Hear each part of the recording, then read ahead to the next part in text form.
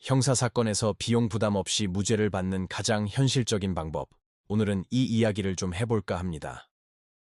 많은 분들이 변호사 선임 비용 때문에 고민하시는데, 사실 이 고민의 핵심은 과연 내가 쓴 돈만큼 제대로 된 결과를 얻을 수 있을까 하는 불확실성 때문이죠. 저희는 사건을 상담할 때 마치 의사가 환자를 진단하듯 접근해요.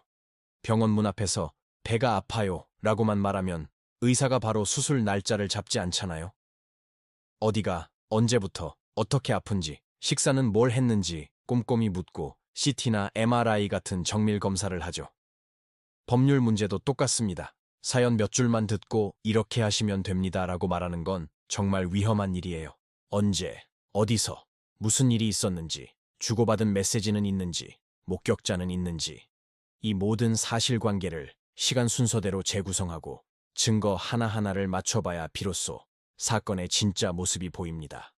그래야 어디가 잘못됐고 무엇부터 막아야 할지, 이기는 싸움인지 아니면 피해를 최소화해야 하는 싸움인지 정확한 진단이 나오죠. 특히 형사사건은 첫 경찰 조사가 정말 중요합니다.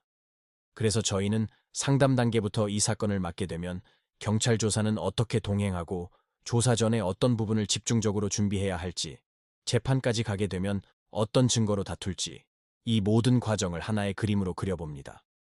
절도, 성범죄, 보험 사기 같은 사건들은 겉보기엔 비슷해 보여도 다투는 지점이 완전히 달라요.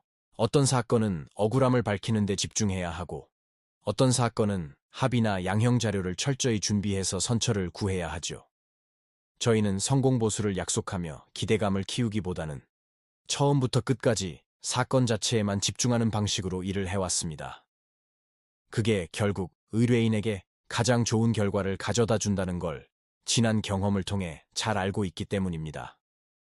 민사사건은 조금 더 현실적인 접근이 필요해요. 소송에서 이겼다는 판결문만으로는 아무 의미가 없을 때가 많거든요. 상대방에게 돈이 없으면 판결문은 그냥 종이 한 장일 뿐이죠. 그래서 저희는 소송을 시작하기 전부터 실제로 돈을 받아낼 수 있을까? 이 가능성을 가장 먼저 따져봅니다. 채권 추심, 재산 조사, 강제 집행까지 소송의 끝이 아니라 돈을 받아내는 그 순간까지를 염두에 두고 사건 전체를 설계하죠. 이길 수 있는 소송보다 받아낼 수 있는 소송에 집중하는 겁니다. 요즘 많은 부동산 분쟁이나 전세 사기 사건도 마찬가지예요. 단순히 법리만 따지는 게 아니라 공인중개사 자격을 바탕으로 계약서의 구조와 권리관계를 함께 들여다봅니다. 등기부등본의 작은 글씨 하나, 특약사항 한 줄이 사건의 향방을 완전히 바꿔놓을 수 있거든요. 또 이혼이나 재산분할 같은 가사 사건은 단순히 법적으로 나누고 끝나는 문제가 아니죠.